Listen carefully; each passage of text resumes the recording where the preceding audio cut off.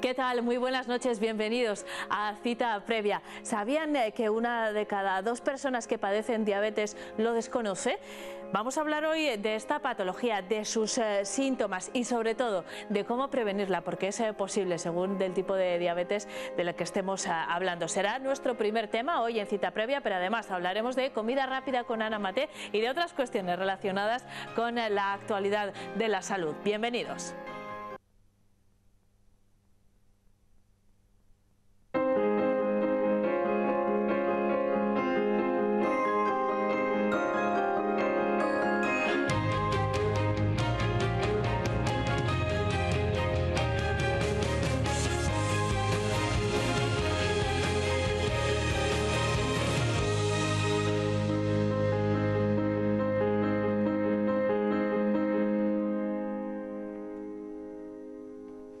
Una de cada dos personas diabéticas no sabe que lo es. Hace pocos días se celebraba el Día Mundial dedicado a la diabetes y entre los objetivos de esta jornada estaba precisamente sensibilizar a la población sobre esta patología que está infradiagnosticada. Este va a ser el primero de los temas de hoy en Cita Previa, que vamos a abordar de la mano de Cristina Llorente, que es la presidenta de la Asociación Diabéticos Burgos. Cristina, ¿qué tal? Buenas noches, bienvenida. Gracias por estar aquí. Me parece un dato muy significativo ese que nos trasladabais desde vuestra asociación. Uno de cada dos diabéticos no sabe que lo son, es como el 46% de las personas. Sí, bueno, lo comentábamos la semana pasada con motivo de estas jornadas. Bien es llamada la pandemia del siglo XXI. Porque la prevalencia es altísima, la incidencia es altísima. Hay 422 millones estimados de personas que padecen diabetes en el mundo y, como dices tú, pues bueno, hay que distinguir varios tipos de diabetes. Diabetes tipo 1, que es la infanto-juvenil, insulino dependiente, que es como un 10%, esa no se puede prevenir. Y luego el 90% de la población diabética que tiene diabetes tipo 2, que hasta en el 70% de los casos sí se podría prevenir pues fomentando unos hábitos de vida saludables. ¿Como cuáles, por ejemplo? Entiendo que una alimentación equilibrada... Pues mira, los factores de riesgo fundamentales para diabetes tipo 2 son una alimentación no equilibrada, la falta de actividad física y el sobrepeso. Ya solamente con esos tres factores de riesgo cubiertos podríamos prevenir hasta el 70% de los casos. De hecho, Cristina, cuando celebrabais el Día Mundial dedicado a la diabetes, hacíais dos tipos de pruebas. Una glucemia para conocer el nivel de azúcar en la sangre, enseguida hablamos de esa prueba que es muy sencilla y los datos son muy reveladores, pero además hacíais un test, una serie de preguntas a los ciudadanos que se acercaron a esa jornada, que se hizo en diferentes ubicaciones, y según las respuestas a esas preguntas podemos saber qué probabilidad de desarrollar este tipo de diabetes a la que te referías tenemos cada uno, ¿no? Relacionado con nuestros hábitos, con nuestros antecedentes. Sí, este test se llama el test de Findris, que es un test muy sencillito, es un cuestionario de, creo recordar, 10-12 preguntas, muy cortito, que hace referencia pues a si tenemos antecedentes familiares, porque sí que es cierto que hay una cierta predisposición genética, y luego el resto son hábitos de vida. ¿Cuánta actividad, si haces al menos 30 minutos de actividad física todos los días, si comes frutas o verduras todos los días, cuánto es tu perímetro alrededor de la cintura, el índice de masa corporal, y en base a tus respuestas pues tienes una puntuación que te determina el riesgo de padecer diabetes tipo 2 en un futuro o no. ¿Cómo cambia la salud y la calidad de vida de una persona diabética diagnosticada o no? Pues mira, yo aquí creo que metería en el mismo saco a las personas que no están diagnosticadas con aquellas que están diagnosticadas pero no presentan una adherencia correcta al tratamiento. La diabetes es una enfermedad silenciosa que no duele, pero que puede afectar a muchísimos órganos. O sea, todos aquellos órganos que se nutren de vasos capilares finos pueden verse afectados. Entonces, futuras complicaciones, posibles complicaciones, pues pueden aparecer en los ojos, retinopatías, nefropatías, neuropatías, enfermedades cardiovasculares. Entonces, si no sabemos que lo tenemos y no nos cuidamos, o si lo sabemos que lo tenemos, pero no tenemos una correcta educación diabetológica que nos permita hacer ese autocontrol, vamos a acabar en las mismas condiciones. Como nos acabas de decir, la sintomatología que presenta la diabetes pasa muy desapercibida. ¿Cómo puede una persona saber si está en riesgo de desarrollar una diabetes o si ya la ha desarrollado? Aquí yo diferenciaría también entre los niños con una diabetes tipo 1 y los adultos con diabetes tipo 2. En los niños es muy evidente, los síntomas son de libro, bueno, en todos los casos siempre la diabetes se define como una elevación anormal de azúcar, de glucosa en la sangre. Bien porque el páncreas no produce insulina, como es en el caso de la diabetes tipo 1, o bien porque la reserva es escasa, o bien el cuerpo ha generado una resistencia a esa insulina y no es capaz de utilizarla bien, con lo cual no puede, digamos, ayudar a la glucosa a meterse en las células y que las células obtengan energía de esa forma. Con lo cual los síntomas van siempre relacionados por ahí. En el caso de los niños, que notamos mucho cansancio, claro, no tienen energía suficiente, con lo cual se cansan, sienten mucho hambre, porque aunque tú estés metiendo comida al cuerpo, como el cuerpo no puede aprovechar esa energía, sigue pidiendo más y sin embargo pierdes peso. Luego la única forma que tiene el cuerpo sin tratamiento de, digamos, de expulsar ese exceso de glucosa es a través de la orina. Pues el cuerpo te pide beber mucho agua y sientes muchas ganas de orinar muchas veces. En el caso de los niños es muy evidente, en el caso de los adultos está quizás más...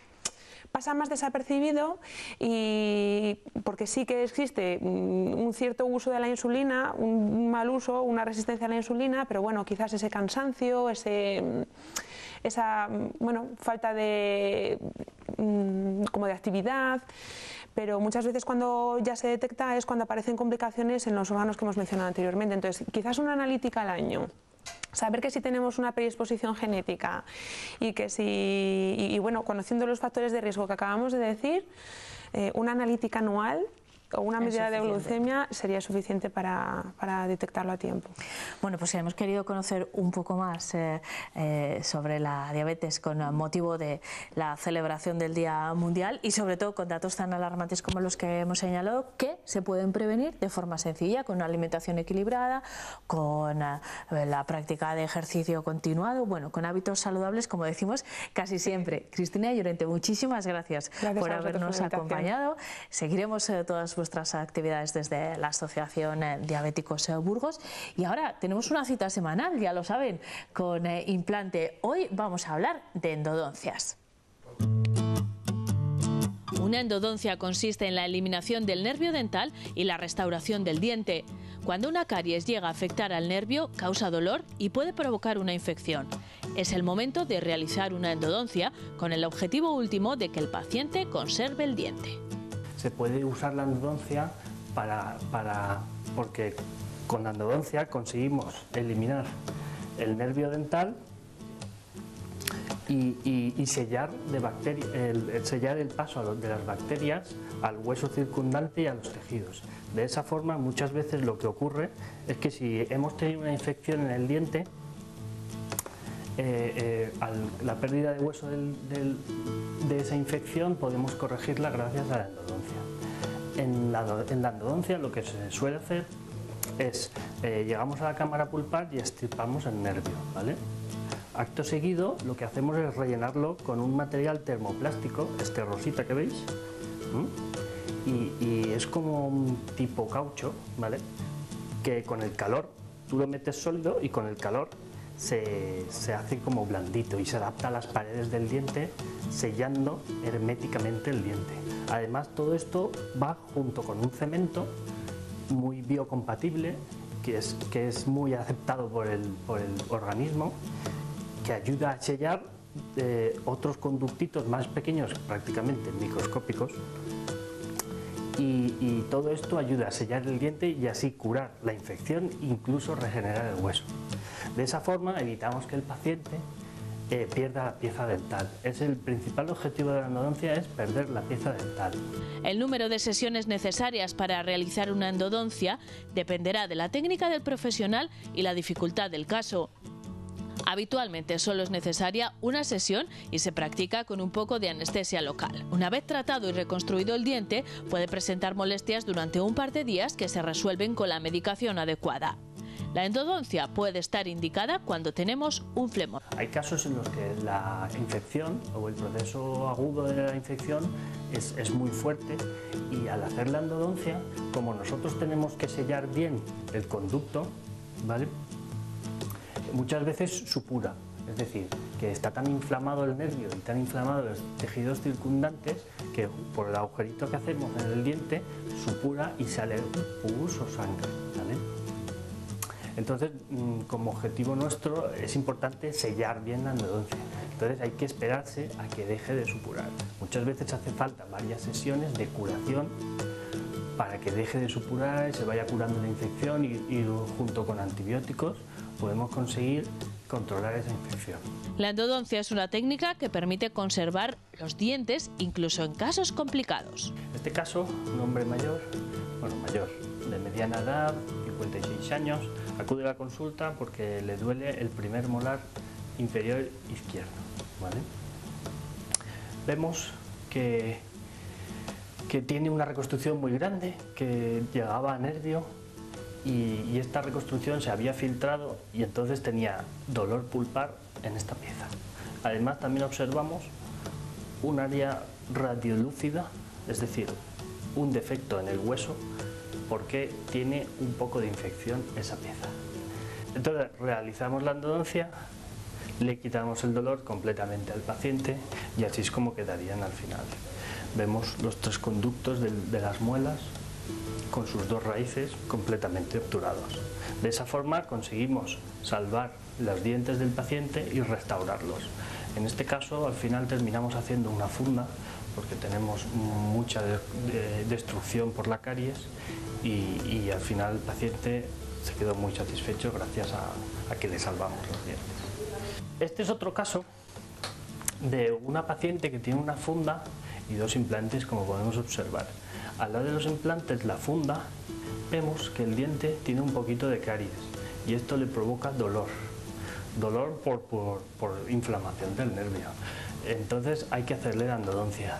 Lo que pasa es que es un caso particular porque tiene la funda. Entonces, para nosotros llegar al nervio tenemos que atravesar toda la funda, atravesar la funda o cambiar la funda. Lo ideal es cambiar la funda porque conseguimos limpiar toda la caries y asegurarnos de que no nos dejemos nada. Pero ahora bien, si por otros motivos el paciente no quiere quitarse la funda y mantenerla, pues podemos hacer la endodoncia a través de la funda, ¿vale? Y así es como termina, ¿vale? El nervio y bien obturadito y bien cerrado, ¿vale? De esa manera le quitamos el dolor y posibles infecciones futuras. Sí. Este otro caso es de una paciente de mediana edad también, que vino al consultorio porque le habían dicho que le iban a quitar esta pieza. Nosotros decidimos intentar salvarla. Si lo observamos, tiene aquí un foco de infección bastante grande y encima en la exploración intraoral se movía la pieza, tiene una movilidad bastante grande. Nosotros quisimos salvarla porque es un diente natural, muy anterior, es muy estético, tiene un compromiso estético muy grande y también vimos la posibilidad de que se podía salvar, por supuesto. Lo que pasa es que necesita de varias sesiones para salvarlo. Primero hay que acceder al nervio, lo que hemos dicho antes, realizar la cura de endodoncia, curarlo, que deje de supurar, y una vez se cura y deja de supurar, entonces hacemos la endodoncia. Una vez realizada la endodoncia y pasado unos meses, observamos como ya el área de alrededor del diente se ha curado completamente. Ella ya no tiene infección y ya no tiene dolor. Y ya la pieza se ha agarrado más porque hemos recuperado el hueso y entonces la hemos salvado la pieza. Después de esto lo que hicimos fue un blanqueamiento interno.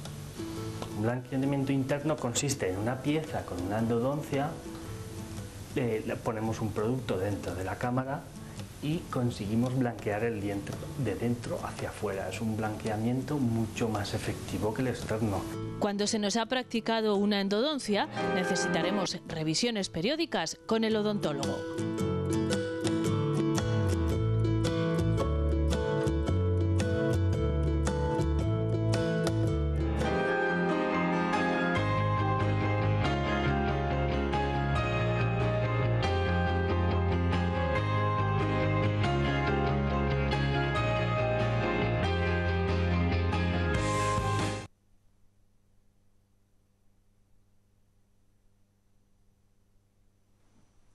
En Cita Previa, como todas las semanas, abrimos nuestro espacio dedicado a la salud y al bienestar. Hablamos de alimentación con nuestra nutricionista Ana Maté. ¿Qué tal, Ana? Bienvenida. Muy bien, muchas gracias, Eneca. Hace un par de semanas hablábamos de comer fuera de casa y hablábamos del formato tupper, ¿no? Así coloquialmente hablábamos también de cómo comer bien comiendo en un restaurante. Y al hilo un poco de algunas cuestiones que surgieron sobre ese tema, Ana, hoy vamos a hablar de la comida rápida, porque a veces cuando comemos fuera de casa no llevamos nosotros la comida ni comemos de forma, bueno, muy ordenada, ¿no? A veces tiramos de la comida rápida. De hecho, en aquella conversación hablamos de las máquinas de vending, ¿verdad? Sí. Que dijimos que teníamos que prescindir de ellas directamente. Pues sí, es bastante importante. Bueno, pues hoy vamos a hablar de la comida rápida, que en primer lugar, bueno, seguramente nuestros espectadores lo saben, pero vamos a aclarar un poco a qué nos referimos, Ana. Pues son alimentos que prepara la industria alimentaria para que los podamos consumir de forma rápida sin necesidad de preparación. Yo qué sé, lo que todos conocemos como los sándwiches, las hamburguesas, excluyendo las hamburguesas que podamos hacer en casa, ¿vale? Que es muy diferente, las pizzas o aquellos snacks como son las patatas fritas chips o las tortitas de maíz o aquellos alimentos que ya nos vienen precocinados que simplemente necesitan un calentón y listo. Bueno, que efectivamente son muy rápidos, pero la cuestión es si son saludables o no, Ana. Pues a ver, son muy perjudiciales lo que son todos estos alimentos. ¿Por qué? Pues porque en primer lugar hay que tener en cuenta que lo máximo que debemos de consumir en cantidad de sal son 6 gramos al día, teniendo en cuenta que no tengamos ninguna patología que contraindique su consumo. Y normalmente estos alimentos sobrepasan esas cantidades con creces. Yo tendría excesivamente cuidado con lo que es el tema de los niños, porque al final lo que les vamos a generar son unos hábitos perjudiciales que les puede llegar incluso a llegar al tema del sobrepeso, de la obesidad, de la hipertensión o incluso diabetes, aunque incluso también lo que somos los adultos debemos de tener cuidado porque al final vamos a ingerir una gran cantidad de kilocalorías en un volumen muy pequeño y sobre todo tener excesivamente cuidado en el caso de los adultos, pues en personas que son obesas, en personas con problemas cardiovasculares, en problemas con colesterol o con hipertensión. Así que por lo menos en el caso de los niños intentar llevarlos a aquellos establecimientos de comida rápida. Ana, cuando anunciaba este tema en Twitter, una de nuestros seguidores nos decía: jo, pero es que está tan rica la comida rápida y algunas cosas muy sanas no tanto. ¿Con qué frecuencia podemos consumirla? Porque alguna vez nos podemos dar un capricho, efectivamente, porque muchas veces está rica o hay gente a la que le gusta mucho, ¿no? ¿Podemos tomarla de vez en cuando?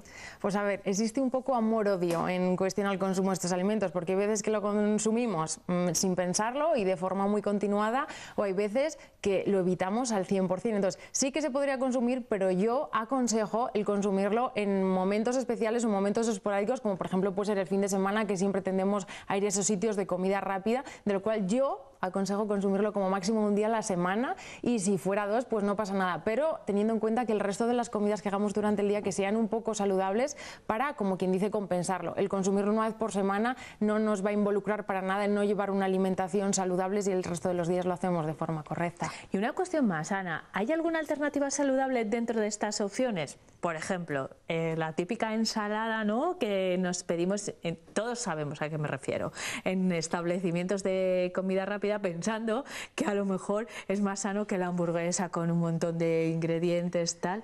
¿Es verdad? A ver, es más saludable entre comillas, pero si os dais cuenta siempre llevan alguna salsa adherida, la salsa César, salsa de mostaza, de lo cual el aporte de grasas y azúcares suele ser muy alto. También lleva la típica trocitos de picatostes, sí que lleva una pequeña parte de proteína que suele ser pollo troceado, pero muchas veces es pollo crujiente, lo cual está frito y en grasas que no son saludables. Y sobre todo al final el que lo comamos, si lo comemos una vez y lo queremos seguir comiendo, eso es debido a que lleva una serie de aditivos que son adictivos para nosotros. Entonces, el que exista algo por lo que sustituirlo, pues sinceramente no existe. La única sustitución que podemos hacer es elaborarlo en casa, elaborarnos, por ejemplo, nosotros una hamburguesa, o si comemos fuera, por ejemplo, sí que comer una hamburguesa ahora que la verdad que quieras o no, la gente está empezando a conocer más y el consumo es más elevado, pues la típica hamburguesa que está hecha de garbanzos o la típica hamburguesa que es de espinacas, o sea que es un poco más vegetal, en la cual aumentemos incluso los vegetales que va acompañándolo y utilizar en vez de pan Bimbo o el típico pan de hamburguesa, utilizar pan, el típico bollito de pan para poder hacer esa hamburguesa. En el caso de las pizzas, si las consumimos fuera, pues tirarnos más a lo que son las masas finas, no esas masas que tienen el típico borde de queso, que a lo mejor tengan un porcentaje bastante elevado en verduras, y que la carne que lleve, o incluso el pescado o atún, pues bueno, tirarnos por carnes magras como es el pollo o el pavo. Bueno, pues con estos consejos de vez en cuando podemos tomar comida rápida. Ana Maté, muchísimas gracias, como siempre, ha sido un placer que nos acompañes. Nosotros seguimos en Cita Previa. Te voy a presentar a unos superhéroes que estuvieron hace muy pocos días en el Hospital Universitario de Burgos. Ustedes también les conocen en esta información. Muchacho Invisible, Chica Fuego, Guapo Cinético, Señorita Muralla, Niño Elástico y Linda Rayo son los 6 superhéroes que componen el equipo Poción de Héroes. Desde hoy acompañarán a los más pequeños con cáncer prestándoles sus superpoderes. Al comenzar el tratamiento, cada niño recibirá un maletín como este. Ante todo, Poción de Héroes no quiere crear confusión. Los niños tienen que saber qué es el cáncer, qué es lo que nosotros vamos a llamar villanus, pero es lo que los mayores llaman cáncer, que lo que nos va a curar es la Poción de Héroes, que es lo que los mayores llaman quimioterapia, y sobre todo que no me va a curar ni un héroe ni otro, el héroe está para acompañarme. Para esta batalla contra el cáncer, los niños contarán con un cómic en el que se cuenta la historia de su héroe, un póster, una chapa de héroe, un pasaporte que será sellado en cada sesión de quimioterapia, unos caramelos y unas pegatinas para adherir a la bolsa del tratamiento. Con un lenguaje adaptado a la edad de los niños, se explica pues cómo Villanus es una célula mala que ha ido creando un ejército dentro del cuerpo y que tenemos que luchar contra ella. Y bueno, aparecen síntomas como la caída del cabello, de repente estamos enfadados o no entendemos por qué tenemos que estar en el hospital. Bueno, cosas que van a sentir los niños que les ayuda a identificarlo y a ver que no pasa nada porque hoy nos sintamos así, es absolutamente normal. Burgos es el primer hospital de Castilla y León que se suma a este proyecto. Cada año se diagnostican en el UBU de media 10 casos nuevos de cáncer en niños. Pues proyectos como este son siempre bienvenidos. Nosotros nos tenemos que despedir, llegamos al final de nuestro tiempo, pero Cita Previa volverá la próxima semana. Hasta entonces, cuídense, gracias por su compañía.